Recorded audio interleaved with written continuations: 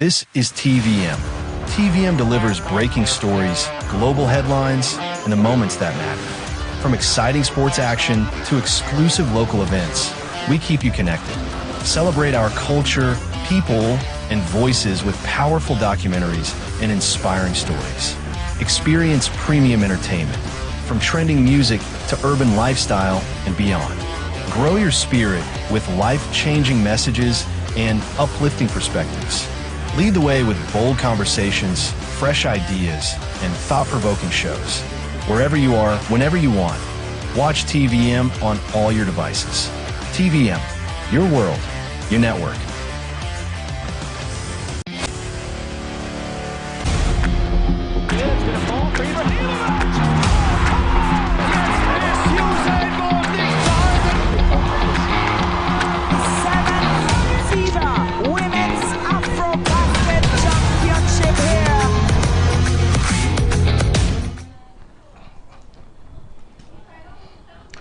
All right, welcome to another edition of Metro Sports, TVM's Metro Sports. I am Fred O'Neill. This is a show that gives you stories that you want to make use of when it comes to sporting activities. And quickly, let's give you the headlines for what we'll be having today in the program. World record holder Duplantis set for London return. Yes, Duplantis and McLaughlin Lebron named World Athlete of the Year. We'll also be telling you Johnson stars at Atlanta clinched double overtime win. And Usyk in boxing says, I want to fight Wilder next. On FIFA World Cup draw, Trump to attend the draw on Friday. Nadozie wins English Women's League Save of the Month for November. Still in football, anxiety trails Eagles AFCON list delay. And fixtures congestion in December in world football. We'll also tell you that NSA unveils strict new penalties on age fraud. And in tennis, Draper pulls out of UTS final as he delays return. In golf, Cantor turns down PGA Tour and rejoins Leaf Golf. Yes, UEFA Women's Nations League final leg of the third place and final to take place. So these are the headlines that we will be looking at critically today on the show. Quickly, let's go into the business of the day because the National Sports Commission, NSC, has officially secured the federal government's approval for a major policy reform that criminalizes age fraud and falsification across all Nigerian sports. The policy was actually ratified at the Second National Council on Sports held in Calabar and takes immediate effect, covering all national age grade competitions as well as Nigeria's participation in continental and global youth events. The NSC has instructed all national sports federations to update their statutes to reflect the new policy ahead of the 2026 competition calendar. Federations have been ordered to align immediately. Reform targets a shift toward integrity, transparency, and fairness in Nigerian sports as the country moves to protect young athletes, restore credibility, and ensure global competitiveness. That's a good one coming in from the National Sports Commission. I mean, when you follow the issue of age cheats in world football, world sports as it were, but in football especially, you see that Nigeria is one of the countries of concern when it comes to age fraud. So good one coming in from the NSC, the National Sports Commission. Let's see how we can move forward as regards this particular issue.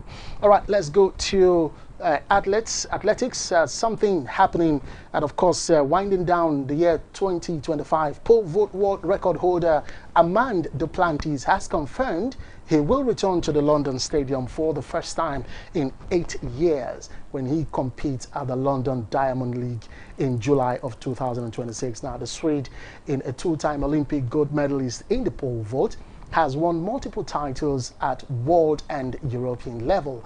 Duplantis, who is only 26 years of age, has broken the pole vault world record 14 times since 2020, most recently setting a best of 6.30 meters at the World Athletics Championships in Tokyo, Japan.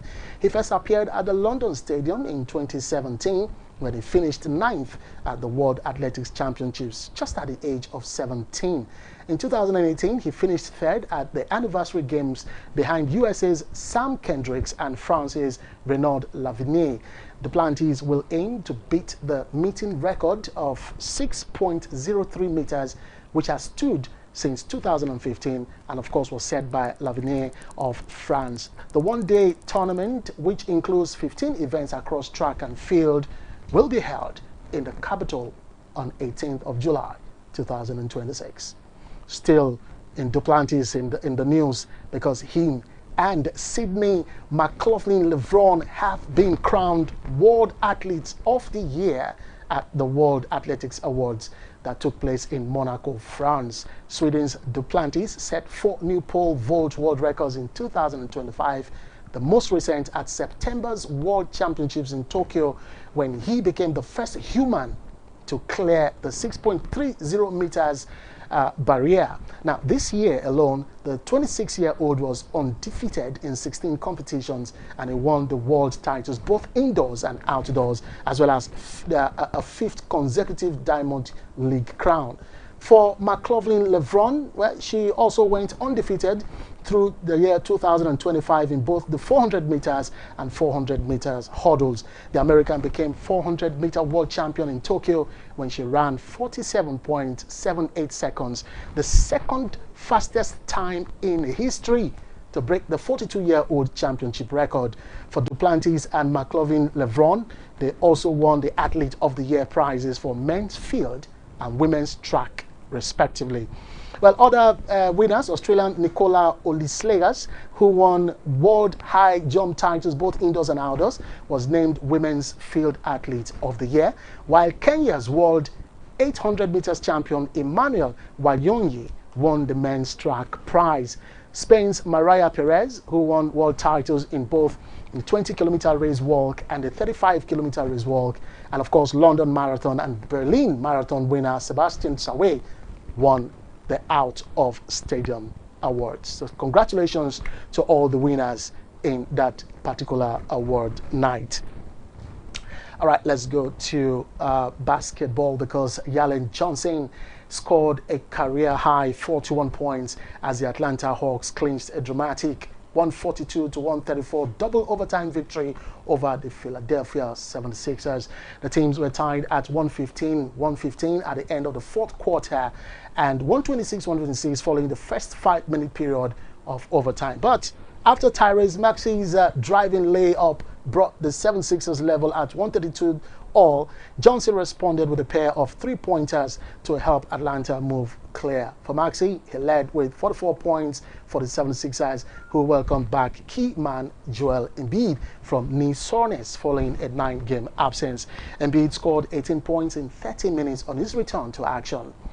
All right, so elsewhere, LeBron James meets the Los Angeles Lakers' 133-121 win over the New Orleans Pelicans in order to rest a lingering problem with his left foot. Luka Doncic scored 20 of his 34 points in the first quarter to help the Lakers on the way to a 7th straight victory, by the way, with Austin Reeves adding 33 points. Defending champions Oklahoma City Thunder extended their winning streak to 12 matches with victory at the Portland Trail Blazers. Now, Shai Gilgeous-Alexander scored 26 points in a 123-115 win for the Western Conference leaders, who have, by the way, won 20 of their 21 games this season.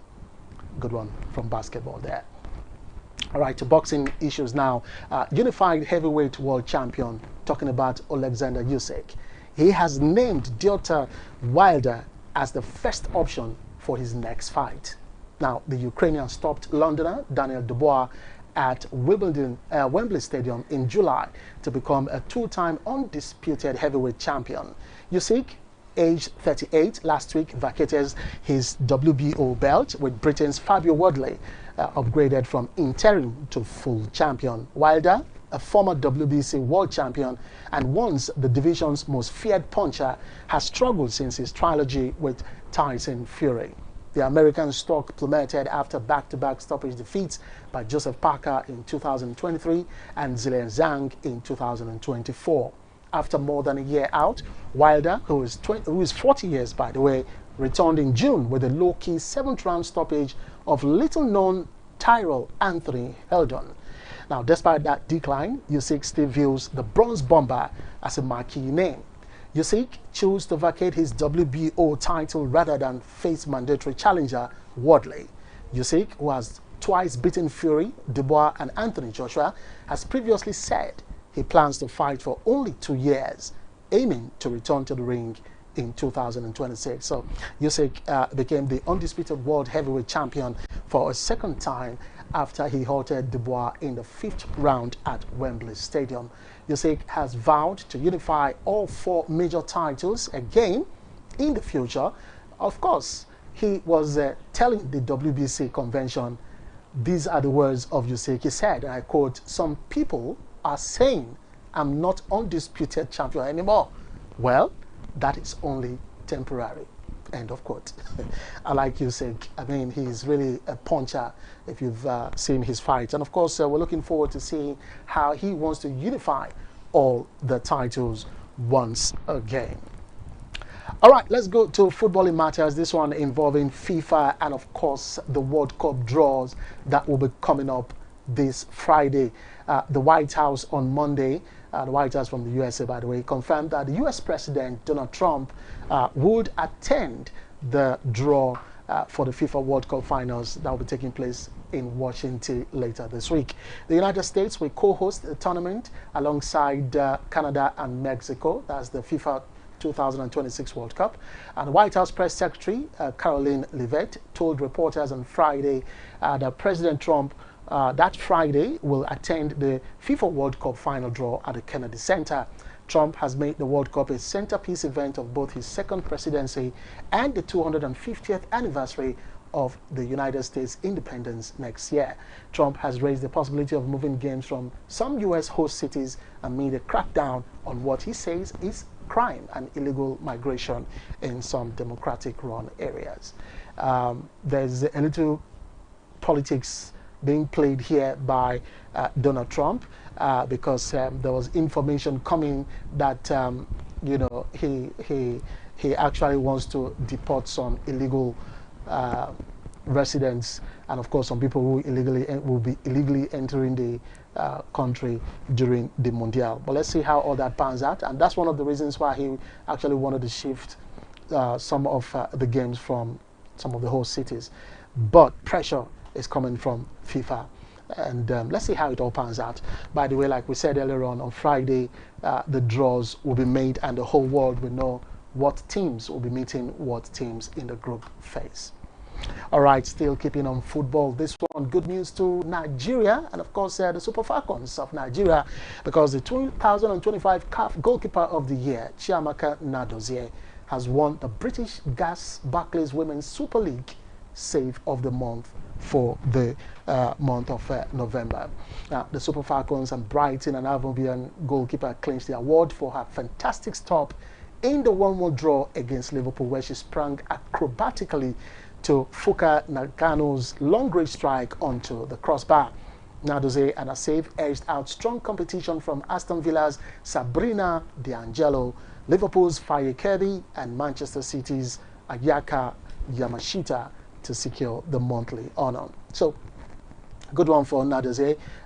She's one lady who, when she took the position as the #1 goalkeeper for the Super Falcons of Nigeria, she never looked behind. In fact, she's been keeping the sticks for Nigeria, keeping this in between the sticks for Nigeria, and of course from the French league in France, where she also mounted the goalpost for a French team, and then she got signed on to the English side, talking about Brighton and Wolverhampton, and she has been doing really, really great for herself, you know. So congratulations. So it's no mere I mean, it's no coincidence that Nadoze is in the news. I mean, they just concluded CAF award where she has won. In fact, she's the only woman to have won the goalkeeper of the year in a CAF award for 3 consecutive,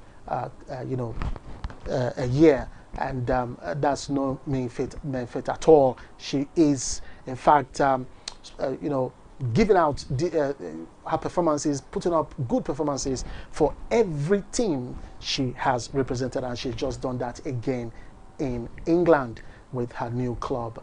And yes, I saw the highlights of that particular game where they played a 1-1 draw with Liverpool. She was indeed superb in her performance.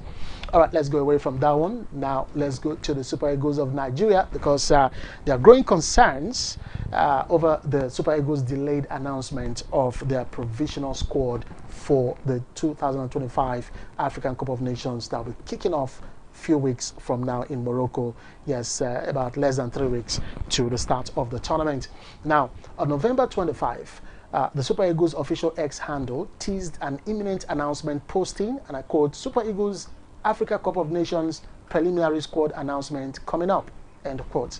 However, as of Monday, and even coming to the studio right now, no squad list has been released, raising questions about the team's preparedness as rival nations move ahead with their planning. So, South Africa, for instance, have already unveiled and trimmed their provisional list to a final squad. So also Egypt, they've done the same. For Nigeria, we are scheduled to play a friendly against Egypt on December 14 with the selected squads before the AFCON. Now, there was a kind of list that was released some time ago. We saw that in the media space. About 55 names were released, and they said in quotes sent to the NFF, to the Glass House for ratification and all that. But the thing is, should we be having such huge number of large number of players as a provisional list? Do we really need provisional list for this tournament? I thought by now Eric Chell and his technical bench would know better who to call, who to represent the country, as it were. But in the aftermath of what happened during the playoffs, the African playoffs, CAF playoffs for the World Cup, we did say here in the studio that as a result of not qualifying for the Interconfederations playoffs, there are some players that will be made scapegoats going into the AFCON tournament. Probably that's why there's this delay. I'm just in my own thoughts. I'm just thinking that probably that's one of the reasons why we're having this delay of the list to be released. So definitely we shouldn't be surprised if some of the names we saw execute the playoffs games against Gabon and DRC might just not make the team to the AFCON. Don't just be surprised. That's my thought anyway. All right, we'll go for a short break now. Metro Sports will continue when we return. Please stay with us.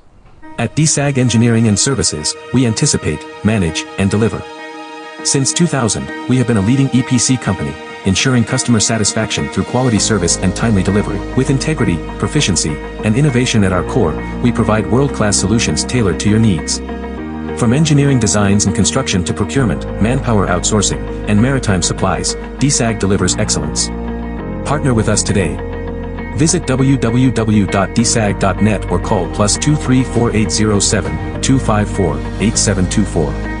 DSAG Engineering and Services, anticipate, manage, deliver.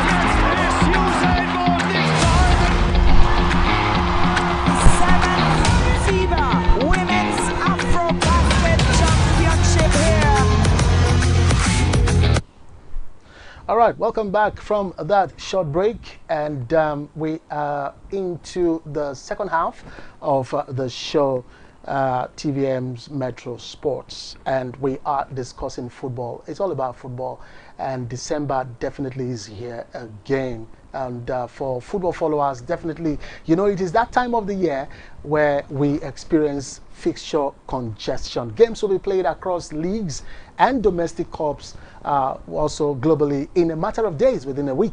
So there are games in England, Germany, Spain, and a host of other places. But we will be looking at some of the games, some of the fixtures for today. We will look at the UEFA Women's Nations League, the La Liga, yes, in Spain, and of course from Spain, Copa del Rey. In Germany, there'll be no league game today, but there's the domestic cup known as the DFB Poker. In Italy, there'll be no Serie A game today, but the Italia Cup will be up and running. And of course, games in England. Yes, it is all about the English Premier League. Yes, if you love football, then let's go into the fixture. Let's start off with the women's tournament that's ongoing in Europe. It is called the UEFA Women's Nations League. Last week, we brought you the story of the first leg involving the women, the third place, and of course the final game. Let's see the fixtures for the final leg, because today we decided who will be first, second, and of course third and fourth in the UEFA Nations League. I think this should be the final game. Let's look at the third place match. The final game will come talk about it. It is between this is the third place match, and it is between Sweden and France. That game coming up at is it 7 p.m. or thereabout? Yeah, 7 p.m. at the 3 Arena Stadium. Well, it is Sweden that will be hosting this particular one. And the first leg ended in France 2-1 in favor of France. So Sweden want to see how they can turn the tide around this time against France, because France had that winner towards the death of that particular game. It was almost getting to a draw in the first leg. So Sweden, they want to take this advantage and see if they can take the bronze tonight. All right, so that's for the third place match. And then the final is between Germany and Spain. This game coming up pretty well, and it's going to be very interesting. I mean, it is one game that the Spanish team will be looking forward to ensuring that they continue with their winning streak when it comes to women football. Remember that the first leg actually in Germany ended goalless. This game will be coming up. I don't know why they did this. It's coming up 6:30 Nigerian time here. I don't know why. It's supposed to be the last game for everybody to watch, but we are saying that it is the first game. I mean, if these games were being played in Nigeria, that third place match is going to be an empty stadium, I swear. You know, nobody will come and watch a third place match, you know. But the third place match is the game that will be the last game in these two fixtures. But however, the UEFA have planned it. That's how it goes for them in the Nations League final in 2025. So it is Spain against Germany in this tie, 7:30. The first leg ended goalless, and of course for the third place, like we said earlier on, Sweden against France. France going into that third place match 2-1 up. All right, let's go away from the UEFA Nations League for women. It is time for us to look at club football, and let's see the fixtures for is it La Liga now? Let's go to La Liga. Just a game tonight coming up at is it 9 p.m. now? The game at the Spotify Camp Nou. It will be Barcelona against Atletico Madrid. Well, when you look at the table, this particular fixture has given us some very interesting results. Do we have the table? Okay, let me see if I can get the table here. But this particular fixture has given us some mouth-watering results. Let me see if I can get. Okay, so All right, okay. Let's just move away from that one. But good thing to know is that Barcelona, who are, by the way, on top of the league, yes, with a point away from their closest rival, Real Madrid, they will be hosting Atletico Madrid tonight. So a win for them would take them 4 points clear from Real Madrid, who, by the way, might just be executing their own game tomorrow. Let's go to the Copa del Rey. It is a cup game for the Spanish football. It's already in the second round. Yes, second round of things in the Spanish Copa del Rey. Let's see the fixture. Ebro, lower division side, will be hosting Osasuna, while Numancia take on Mallorca. All games coming up at 7 p.m. Portugalete will take on Alaves, and of course Racing de Ferrol will take on Huesca. Guadalajara will take on Ceuta. These their names, you have to pronounce them exactly. If not, if you want to pronounce them with the way Nigerians pronounce, we'll say Guadalajara. But this one is Guadalajara against Ceuta. Of course, Navalcarnero will take on Getafe. Yes, it's called Getafe, not Getafe. That game coming up at 9 p.m. So these are the games in the second round of the Spanish Copa del Rey. I think let's go back to that particular slide for the Spanish Copa del Rey. When you look at the right-hand side of the fixture, you see that most of them there are from the EA Sports La Liga. That's the superior division in in Spanish football. Osasuna, Mallorca, Alaves, and of course Getafe. Those are seen on them. All right, let's go to Germany, where we have the DFB Poker, coming up. That is a kind of domestic cup competition in Germany. We are already in the round of 16. Very interesting ties here. Borussia Mönchengladbach will take on Sao Paulo. This is Bundesliga all-side team coming up at 6 p.m. Hertha Berlin will take on Kaiserslautern by 6 p.m. And then another Bundesliga affair, it is Borussia Dortmund against Bayer Leverkusen. Now, over the weekend, we saw Bayer Leverkusen hosting Borussia Dortmund, where Dortmund defeated them right at their home. Can Bayer Leverkusen get their revenge against Borussia Dortmund? 9 p.m. will give us that. At the end of this game, we'll know who will be going to the last 8, the quarterfinals of the DFB Pokal. And then RB Leipzig will take on lower division Magdeburg. That coming up also at 9 p.m. So these are the fixtures in the round of 16. Tomorrow definitely we'll have other fixtures for the German DFB Pokal. Yes, so that's done and dusted for the German football. For Italy, we have the Coppa Italia also has entered the round of 16, but we'll have just a game tonight at 9 p.m.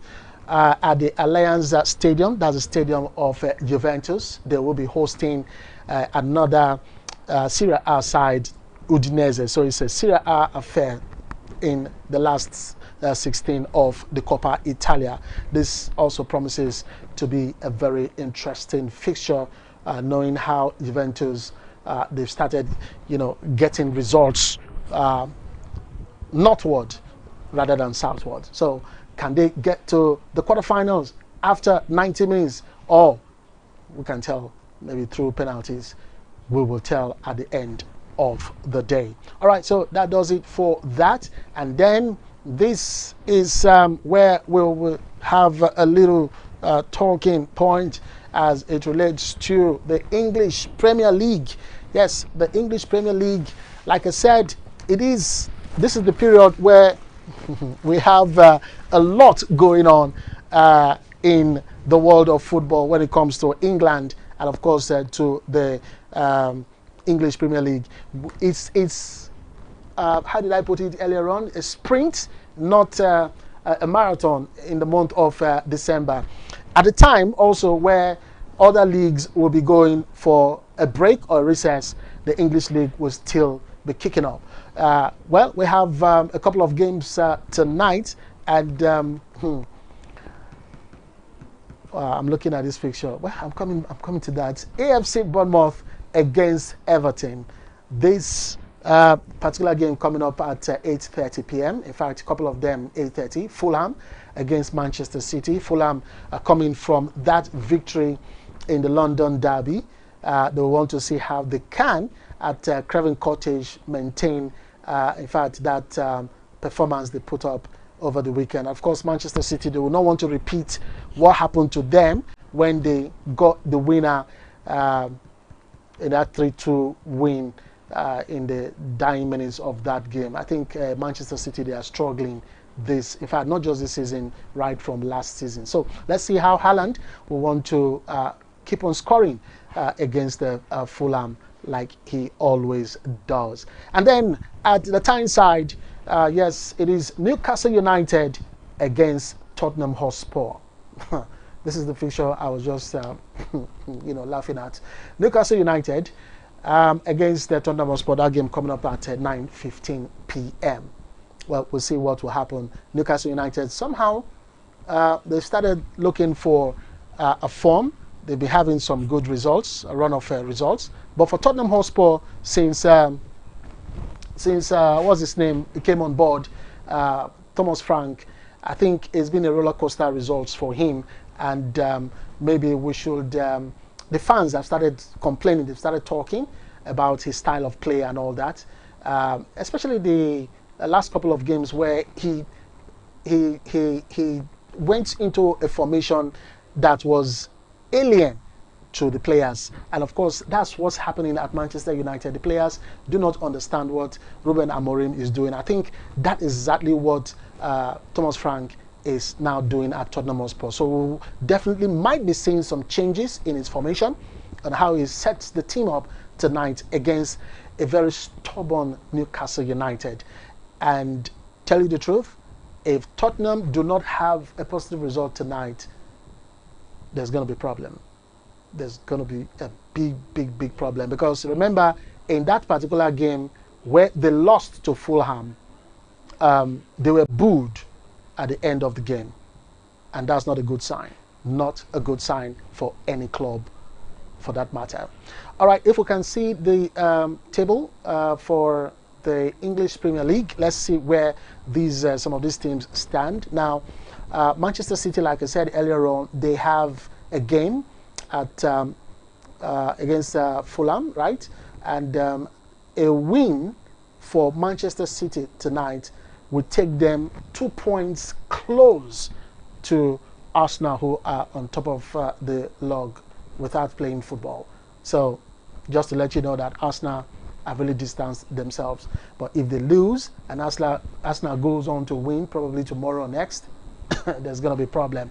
All right, so because I brought out that Manchester City ad because they are the ones, one of the teams playing today. Let's see the next slide from number 6 position down. Let's see if we can. Yes, Sunderland, who is playing there again, AFC Bournemouth, Newcastle United, and Tottenham Hotspur, then Everton and Fulham. Yeah, so when, like I said, if Fulham have a positive result against Manchester City tonight, that would take them to the 10th position tonight. Okay, for Everton, well, they are on the 14th position. A win for them will also take them to the 9th position. Okay, that is if they win. For Newcastle United, who, by the way, will be hosting who again? Tottenham Hotspur. You can just imagine both of them are on the same points, but Tottenham on top with goals difference +5, and Newcastle United on +1. So a draw will not do them any good. A win for either of them would, take them up north. For Newcastle United, it will take them to, let's say, 7th position.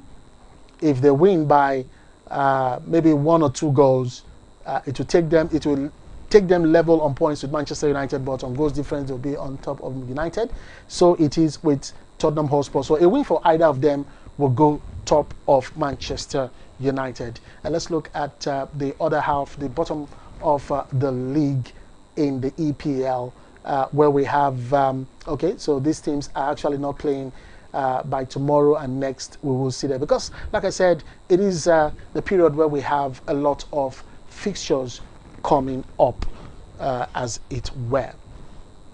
All right, so the 16th position there is Nottingham Forest on 12 points from 14 games. West Ham United, Leeds, Burnley, and of course Wolverhampton Wanderers. Definitely, like I said yesterday when we looked at this table, definitely I can categorically tell you that Wolverhampton Wanderers will be going to the championship. I mean, after 14 games, almost half of the season done, almost. I think 4 more games will make it half of the season. 14 games so far, almost half of the season gone. You've not won any match. You've lost 11 out of those 14 games, and you've drawn just 2, with just 2 points. Because the 2 draws were actually the reason you have 2 points. With 2 points from 14 games, I mean, it's almost done and dusted for Wolverhampton Wanderers, you know. All right, so these are some of the games we'll be seeing in the EPL later tonight. So many interesting games coming up today from the Spanish La Liga.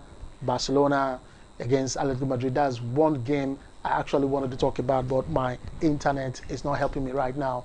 I would have gone deep into that particular fixture, but it's, like I said, it's one fixture that Hansi Flick will want to do something important. There's something I noticed about Barcelona games recently. Their games. There's this young man who is kind of has found form since he joined on loan from Manchester United. Talking about Marcus Rashford, he has been doing something, you know, very important for the team. Assists, goals contribution in the club has been, you know, very, very encouraging. In fact, the fans, the Barcelona fans, they started singing his praises, and they were not happy, especially with the 2 games, I think one in the Champions League and the other in La Liga, where he did not start. And of course, when he came on board, the likes of some of his teammates were not even looking out for him to get him involved in the game. And this is one young man that when he gets involved in the game, he brings that threat forward. And in some of the ratings after the game where he played, after the games he played, he was even highly rated above the likes of Lamine Yamal that everybody is speaking about. So I think Hansi Flick will want to get this information to the other players, the Ferran Torres, the Lopez, and what have you, to get Marcus Rashford involved in the game tonight, especially against this stubborn Atletico Madrid. They could, when they want to be stubborn on a day, they could be stubborn. If they want to limit you from scoring them, they can. Defensively, Atletico Madrid have proved over and over again in the Spanish La Liga that they are a hard nut to crack when it matters more. So we want to see how Hansi Flick will want to, you know, set up his team against Diego Simeone's Atletico Madrid. But also remember that Diego Simeone has found a way. He has also found a way of, you know, scoring goals. Something that is not usual with Atletico Madrid. You know, for some games they've scored more than 2, 3, 4 goals. Something that is very, very unusual about Atletico Madrid. So tonight's game is going to be very interesting.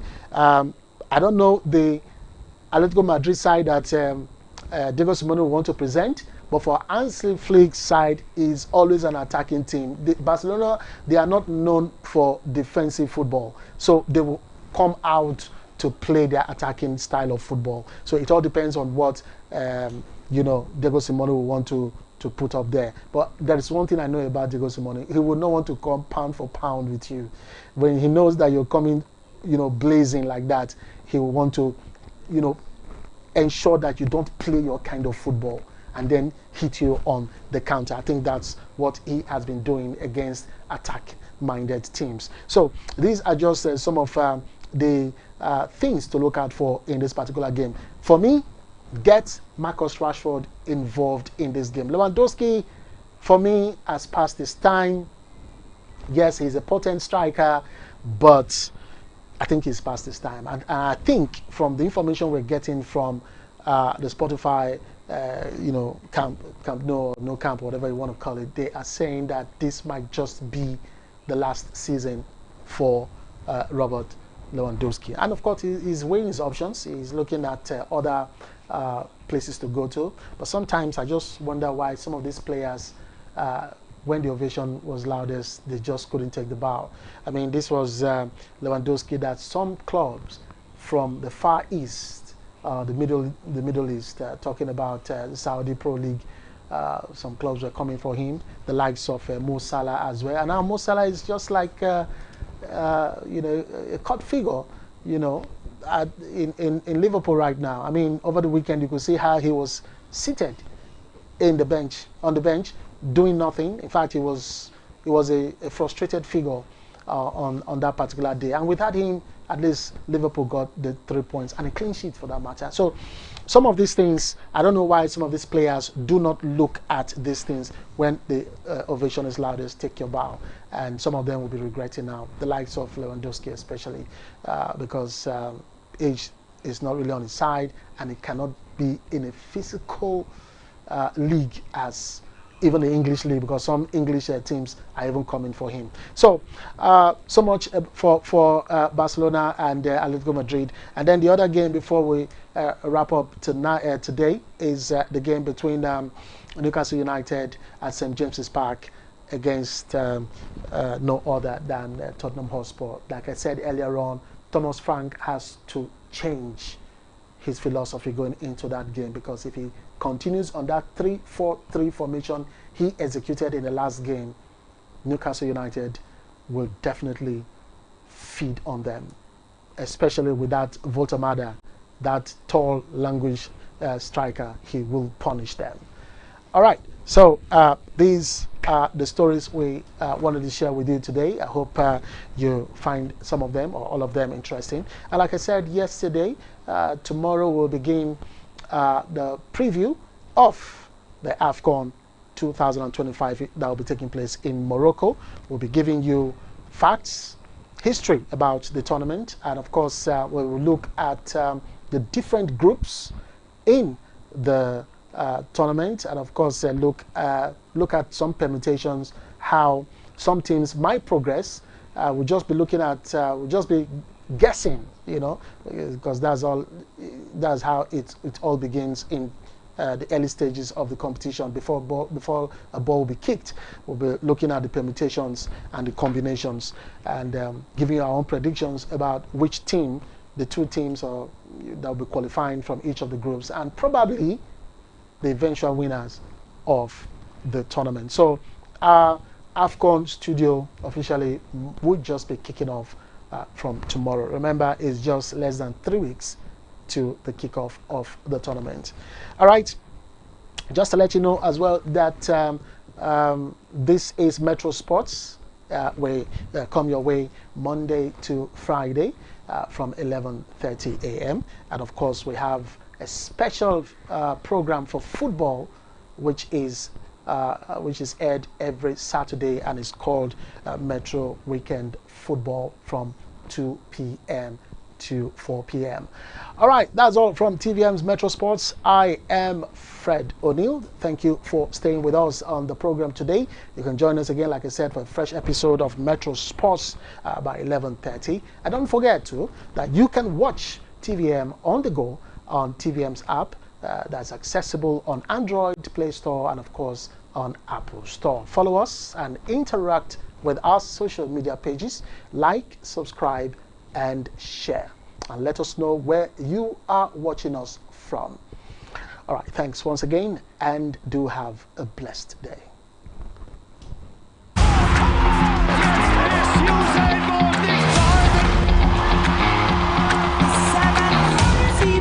Women's Afro Basket Championship. This is TVM. TVM delivers breaking stories, global headlines, and the moments that matter. From exciting sports action to exclusive local events, we keep you connected. Celebrate our culture, people, and voices with powerful documentaries and inspiring stories. Experience premium entertainment, from trending music to urban lifestyle and beyond. Grow your spirit with life-changing messages and uplifting perspectives. Lead the way with bold conversations, fresh ideas, and thought-provoking shows. Wherever you are, whenever you want, watch TVM on all your devices. TVM, your world, your network.